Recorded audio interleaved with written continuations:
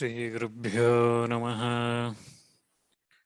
Gurur Brahma, Gurur Vishnu, Gurur Devo Maheshwara, Guru Sakshat Param Brahma Tasmai Shri Gurave Namaha. Gurave Sarvalokanam Bhishye Pavaroginam Nidhaye Sarva Vidyanam Sri Dakshinamurtaye Namaha. Vakratunda Mahakaya Surya Koti Samaprabha Nirvignam Guru Me Deva Sarvakaryeshu Sarvada Gajananam Bhutaganazisevidam Kapittajam Bhubalasarabhakshidam Umasudam Shokavinashakaranam Namami Vigneshwarapada Shuklam Bharadaram Vishnum Shajivaranam Jadarbhajam Prasannavadanam Dhyaye Sarvavighnapashantaye Vyasam Vasishtanaptaram Shakte Pautramakalmasham Parasharatmayam Mandeshu Gadatam Dapavanidhim Vyasaya Vishnurupaya Vyasarupaya Vishnave Namo Vai Brahmanidhaye Vasishtaya Namo Namaha Narayanam Namaskritya Naram Jaiva Narottamam Devim Saraswatim Jaiva Tato Jayamudhirayet. So last week we looked at Pandava's birth, right? So Pandu convinces Kunti that she should seek blessings of rishis or brahmanas and have children, right? Pandu says there are 12 ways of having children. Anyone remember?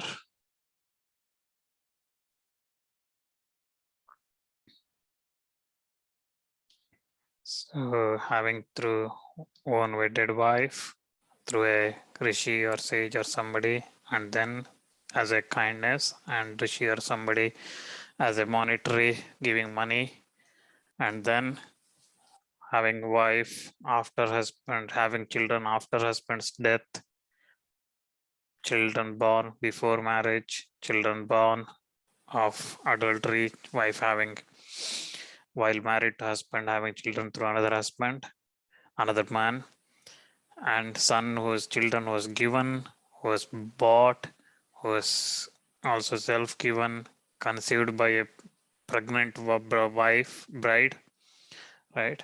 And then brother's son, and then son born of a lower order wife. So there are 12 ways, and he suggests them that try the best one, which is having through your wedded wife, right? So he says that, and then Kunti explains about her mantra she had from Durvasa, and then Pandu asks to invoke one after another deities. Who is the first one invoked? Which deity?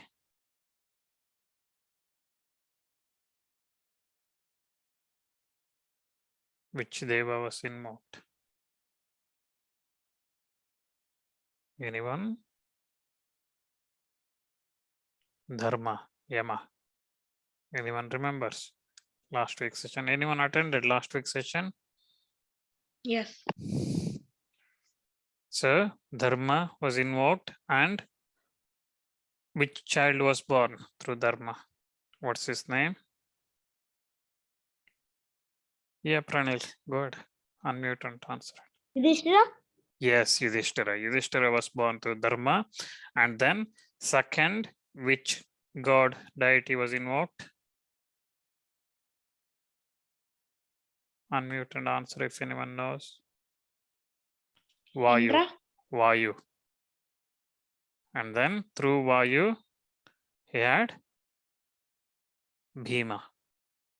And then third one,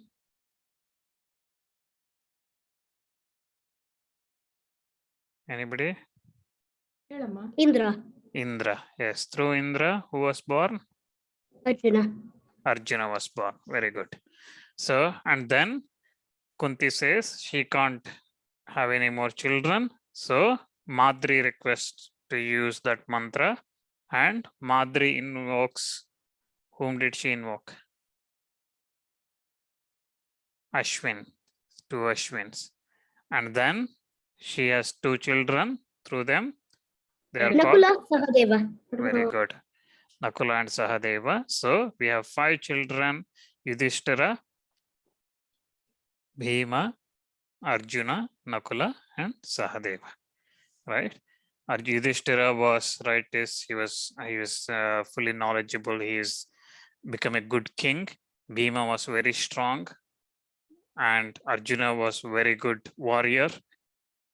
And Nakula, Sahadeva, again, they were very good warriors and also beautiful looking, very good looking people, and also very good kind characters, right? With all those things. So they were born. Then, so Pandu now has 5 children. Through Kunti, he had 3, and Madri had 2 more. So then what happens is, one day Pandu was in the forest roaming around with Madri, and it was spring season. All the flowers were blossomed, and it was very nice, cool weather, cool wind was blowing. And Pandu at that time, it looks at Madri and he gets attracted to her. And then through his desires, what he does is he tries to go and hug her, okay, to embrace her.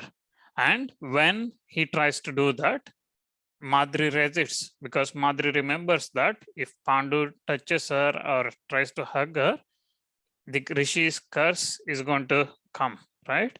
So what Madri resists, but Pandu did not stop. He goes and tries to hug her. The moment he tries to touch her, he dies.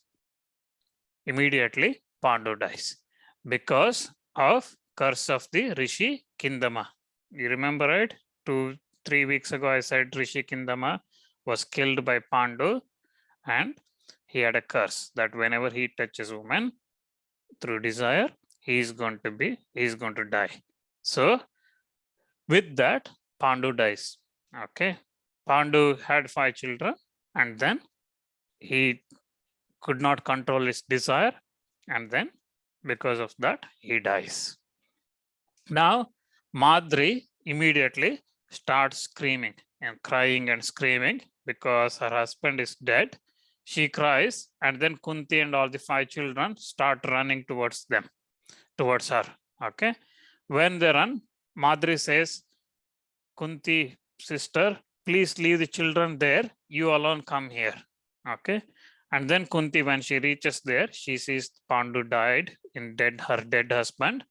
And Kunti asks, why did you do it? Why you could not stop him? Why you did not stop him? And then Madri explains that everything that she tries to stop, but Pandu did not listen. Okay. And then Kunti cries, both of them cry. And then Kunti says that she will end her life along with Pandu's funeral fire.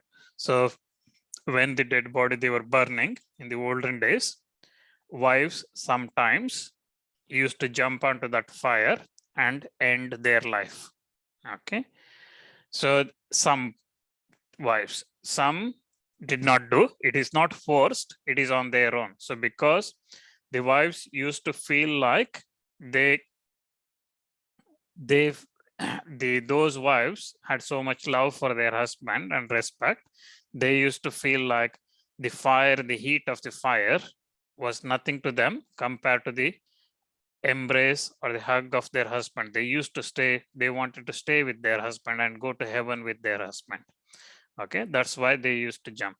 Kunti says, I'm going to die. I'm going to leave this world. You look after the children.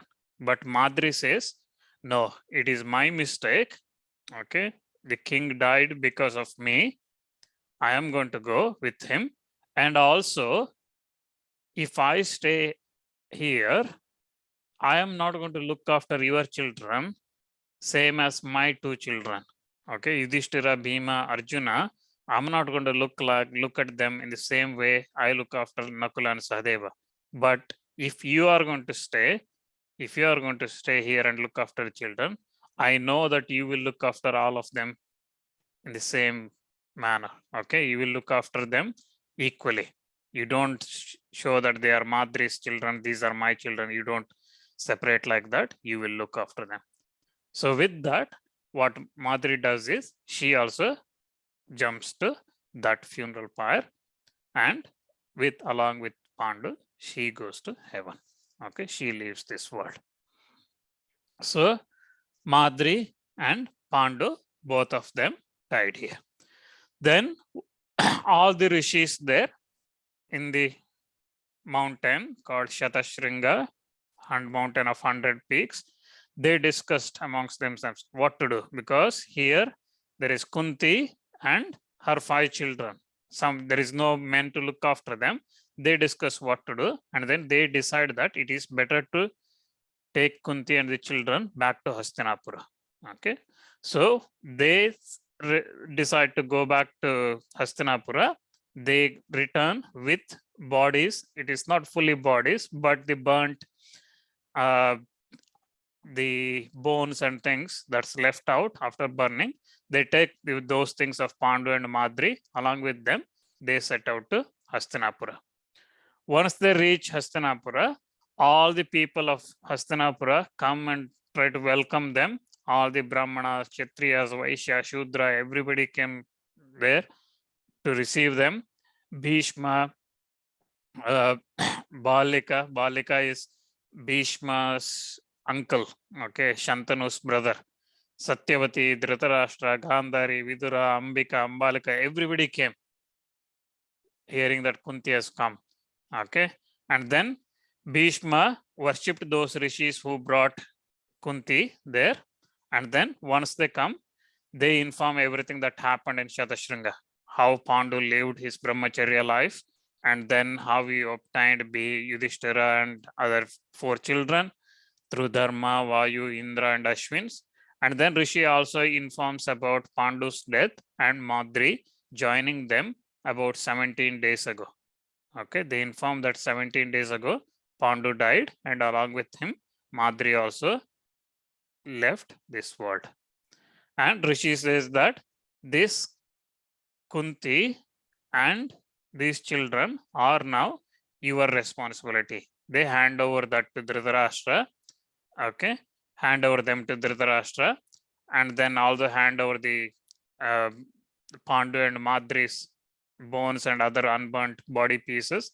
They hand over that to perform the Shraddha and other karmas. Okay, other things, that rituals that happens after death, they give that to them, and then they leave. So rishis, with that, rishis leave Hastinapura. Kunti and the children are in Hastinapura now.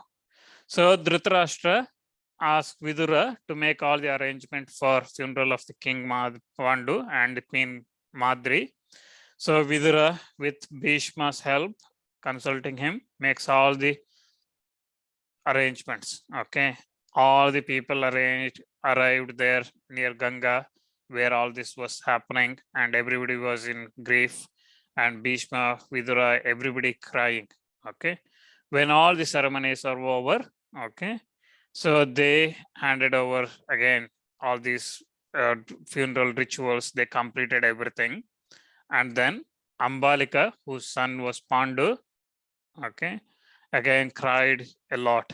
Okay, all of them cried, and then finally, after finishing all that, Pandavas, everybody slept on the ground, okay, on the bare earth, because that's the rituals. That's what happens when someone dies. You don't sleep on the bad mattress and beds, luxurious bed and everything else.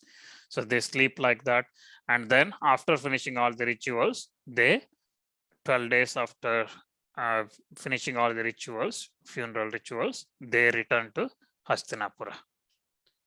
Okay, so then at that time, so Bhishma, Kunti, everybody completed Shraddha and all the rituals for Pandu and Madri.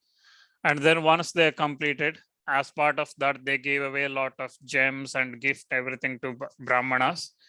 Okay, and so that's part of, again, funeral rituals. So once all this is over, Vyasa comes to Hastinapura. He comes to Hastinapura and informs his mother, Satyavati, that, "Oh mother, the good days of Hastinapura are over. Okay, there is terrible things are about to come. You are already getting old.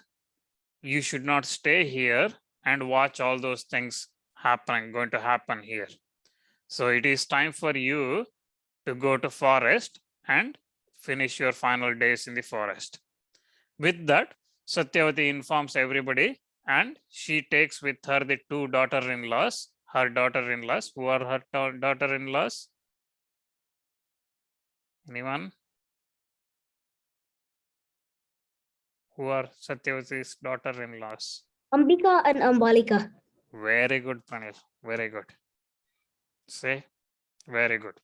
Ambika and Ambalika, she takes them also with them, and then she goes to forest and she spends there in the forest with her two daughter-in-laws, lot of time in meditation, yoga, and then after some time, all of them left the earth and ascended to heaven.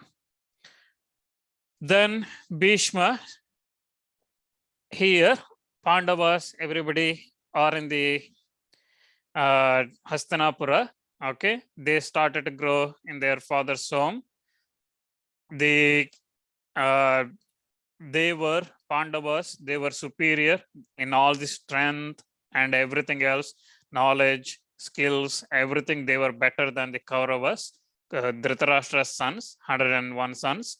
So Bhima, with his strength, he used to beat them up.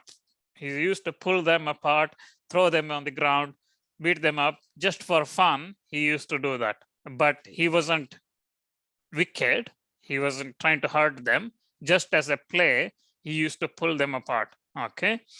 And one day he used to do that. He used to harass them. He used to give them a lot of trouble. Okay. And Bhima, again, he was the important thing is he was not trying to hurt them. Okay, he was just playing with them. That's how he was so strong. Even if he touches them, they used to fall to the ground, and then that's what used to happen. Okay, he was such a strong person. And looking at that, Duryodhana gradually started becoming not happy. Okay, he became going against Bhima. Okay, because he started thinking, okay, this Bhima is stronger than me. I need to defeat him. He's not good. Okay, he's going to be my problem. He started thinking like that. So he started to think about some cunning ways where he can defeat Bhima and give some trouble to Bhima. So what Duryodhana thinks is he starts going the wrong way. Okay, he starts thinking, making cunning plans to create problems to Bhima. One day, what they do is they create, Duryodhana creates arranges for a water sport near Ganga. Okay, and he takes all the Pandavas and his brothers there. All of them were playing, and after a lot of playing in the water, all of them were tired and they were sleeping. Bhima was also very tired. Okay, and at that time, what they do is they give him,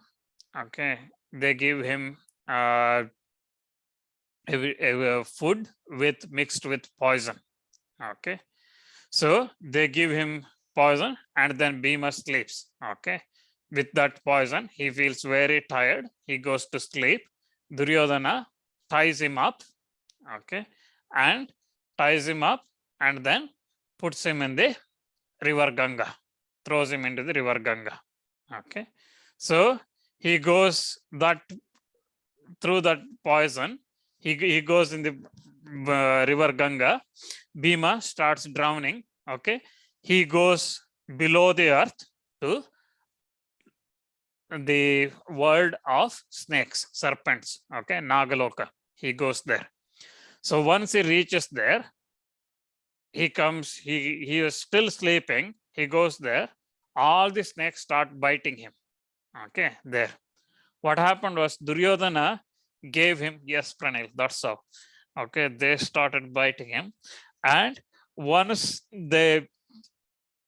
so what happened was, once they started biting, the poison that Duryodhana gave was neutralized by the poison of these snakes. Okay, and slowly Bhima started regaining his consciousness. Once he gained consciousness, he started beating up all those snakes. Okay, and snakes started running away, and they ran away and went to their king Vasuki. And they said, there's a boy here and he's so strong, he's crushing us to death. And Vasuki goes there and sees Bhima, and then they realize that, so there was another snake called Aryaka, and Aryaka is actually grandfather of Kunti. Okay, they realize that this is Kunti's son, and they stop fighting with him, and then they give him all the Vasuki says that because you are our relative, we are going to give you all the gems and everything. But Aryaka says, this boy does not require gems, let's give him Rasakunda. Rasakunda is, it's a kind of, kunda is kind of vessel. Okay, rasa is nectar. Okay, it's filled with nectar. And if someone drinks that one vessel of that juice, they are going to get strength of 1,000 elephants. Okay, and they tell Bhima, drink as much as you want. Okay, and Bhima starts drinking that juice. And after purifying himself, he started drinking one vessel after another, everything in one go. He starts drinking like that. He drinks 8 such vessels. Okay, and after that, he was so tired, he went to sleep. Okay, the snakes made him a very good bed. He had so much drink, he was so tired, he went to sleep. Okay, and few days later, he wakes up. Okay, here Kauravas and Pandavas, who were in the water sports, playing in the water sport, they start searching Bhima. Yudhishthira were searching for Bhima. Duryodhana says, Bhima must have gone back to Hastinapura. I didn't see him for a long time. He must have gone back to Hastinapura. Okay, Yudhishthira thinks, okay, Duryodhana is telling the truth. He also returns to Hastinapura. He goes to his mother and says, did Bhima come here? And Kunti says, no, I haven't seen him. And then Yudhishthira says, he was not there as well for a long time. We searched everywhere. And then Duryodhana said, he must have come here. Then Kunti, everybody started screaming, but Vidura comes there and says, nothing will happen to your son, because Vyasa, when he came here, he said that he has told that all your sons have long life. So don't worry, nothing will happen. But Kunti and other 4 her children stayed at the palace. They were very worried about waiting for Bhima to return. Bhima, who was in the Nagaloka, after 8 days, slowly he woke up. But he woke up so strong because he had so many of those Jews, and each one giving him 1,000 elephant strength, and he was already virgin previously also, he was very strong. So he woke up with 10,000 plus elephant strong. Okay, and Nagas told him that he is such a strong person, nobody will be able to defeat him now. And after taking bath and dressing up nicely, Bhima ate Paramanna. Paramanna is, Anna is rice, Paramanna is rice pudding. Okay, paisa. Okay, so he eats that, and then he bows down to Vasuki and other Nagas, and then all the Nagas bring him to banks of Ganga, river Ganga. From there, Bhima returns to Hastinapura and goes to see his mother. So after this, Bhima comes to his mother and says, he explains everything that Duryodhana did. He says that I was very hungry. Duryodhana gave me something, and then I started feeling sleep, and then he threw me in the water. Luckily for me, I went to Nagaloka, and there I was given this drink. So I'm so strong now. And then he explains everything. but Yudhishthira says, we should not tell this outside because we are all brothers. If we say this outside, people will start pointing fingers at each other. So we should not say anything to outside. But he says that all of us should be careful going forward. All of us should be careful. We should look after each other. Every time we should look after each other. And after some time, what Duryodhana does is he thinks, last time it did not work. He gives again more poison, okay, to Bhima. He mixes more poison. But Yuyutsu, realizing that Duryodhana was going to do this, he informs Bhima that your food has got poison. But Bhima says, that's fine. And he just eats it. Because he had so much poison in his body, it did not work. The poison Duryodhana gave did not work at all. And the Bhima survives, nothing happens. And then looking at this, the children behaving mischievously, Dhritarashtra thinks that these children, without anything to do, they are becoming very naughty. So he calls Gautama. Gautama is Kripacharya, okay, Gautama's son. That's why he's called Gautama. So he calls him and he says that, please take these children and start them teaching all the Vedas and everything, okay, and make them your student. So that Gautama, Kripacharya, was born on a clump of mud or soil, okay. So he was born and he was very skilled in the Vedas, okay. And he started to teach all the Kuru princes the use of weapons and everything. He started teaching them, okay. Now, Janamejaya, who's listening to this story from Vaishampayana, asks, how did Rishi Gautama was born? Or sorry, Kripa Acharya was born. Can you explain me this? Okay. At that, so Vaishampayana explains that there is a Rishi called Gautama. He had a son called Sharadvat, and that Sharadvat was born with arrows in his hand. Okay. He mastered every weaponry, everything after learning the Vedas. Indra was actually worried about his skills. Okay. So he sends an Apsara called Janapadi to him.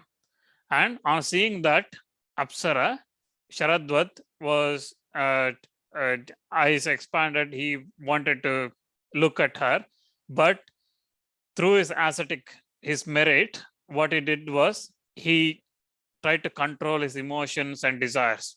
But at that time, his bows and arrows fell from his hand. The one which he was born with, that fell from his hand. Okay. And noticing that those things fall off, Sharadvat went away from that Apsara, leaving behind the arrows and his deer skin and everything. He went to do penance. Okay. From that place where it was dropped, okay, through his energy, 2 children were born, twins. At that time, what happened was King Shantanu is Bhishma's father, right? So Shantanu came at that time on a hunting trip. He saw 2 children and also he saw deer skin and arrows and everything else that's fallen there. So he realizes that these must be children of a Brahmana, okay, who is skilled in weapons and everything. So he takes those 2 children and then names them Kripa and Kripi. Kripa, Kripi means they are given, or Kripa means what's the English word? So they are kind of blessed. Okay. So those children were blessed. So he calls them, the male child as Kripa, the female as Kripi. And after some time, Sharadvat realizes that his children were with Shantanu. He visits them and explains everything that happened. And then he teaches Kripa all the knowledge of weapons, okay, arms and weapons. He teaches all of that. And Kripa again learns all this, okay, becomes from this, Kripa becomes very skilled in this science of weapons and everything else. And here now teaching the sons, Kuru princes, this weapons, use of arms, everything, he was started teaching them. And along with Yadavas, Vrishnis, and many other princes, he started teaching. Okay, so Yadavas is where Krishna was born, Vrishnis is again Krishna's race. So he started teaching all the princes the weaponry. Okay, so at that time, Bhishma was thinking the princes, Kuru princes, should have even better knowledge. They should be sent to, they should have a even better guru. Okay, and he was thinking like that. He was looking for a teacher. Okay, it is like your parents finding a school for you. Okay, there is always one school nearby, but they always try to find a better school somewhere a little bit further away, right? So it's finding a school. So here also, so Bhishma, already Kripacharya was teaching them, Kripa was teaching them, but Bhishma thinks I need to find even better teacher for these princes. So he comes across Drona. Okay, Bhishma comes across Drona. Drona is Bharadwaja, Rishi Bharadwaja's son, who was skilled in Vedas, arms, and everything else. So Drona accepted the sons of Dhritarashtra and Pandu as his students, and he started learning from him. Okay, so next Vaishampayana starts explaining who is Drona. Okay, I'll take a pause there because I covered quite a lot of things.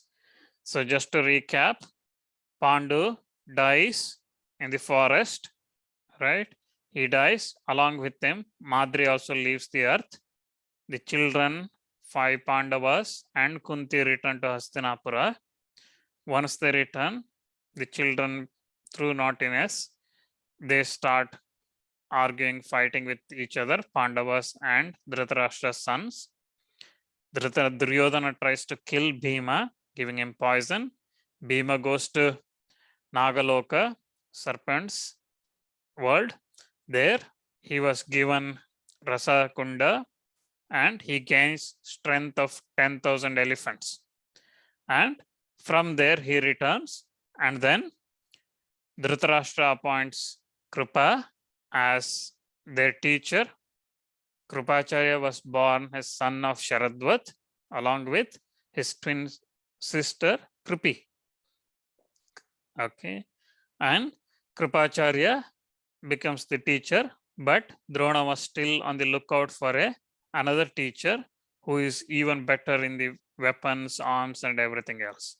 Okay, so he comes across Bharadwaja's son Drona, and Drona accepts. There is a huge story about Drona and his background and everything else. So before we start, any questions on today's session?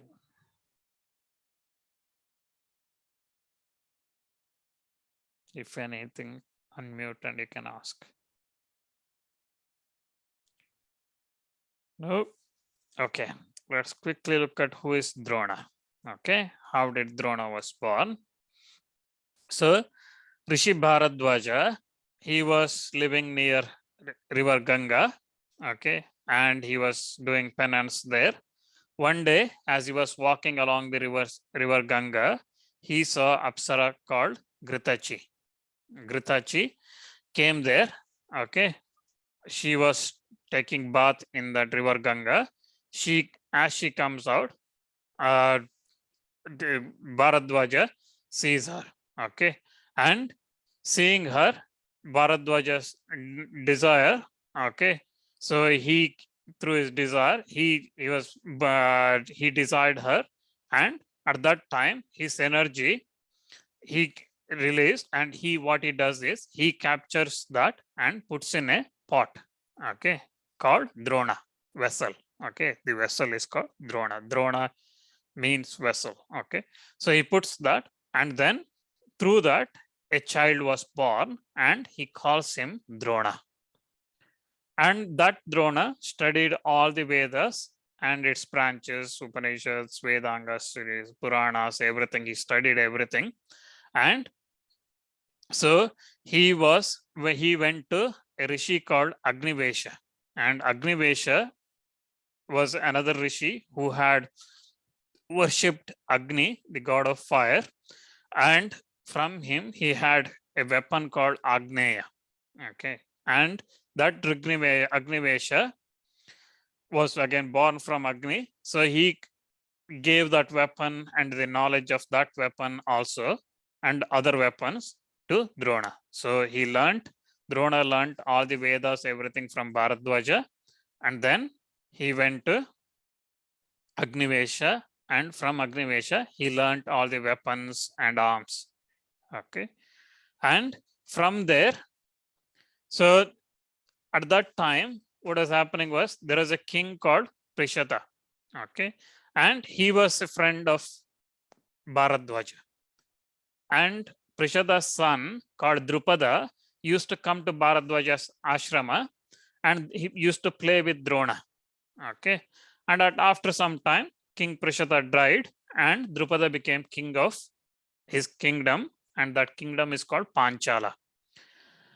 And Drona, so after Bharadwaja's death, he stayed at Bharadwaja's ashrama, and he was married to Kripi.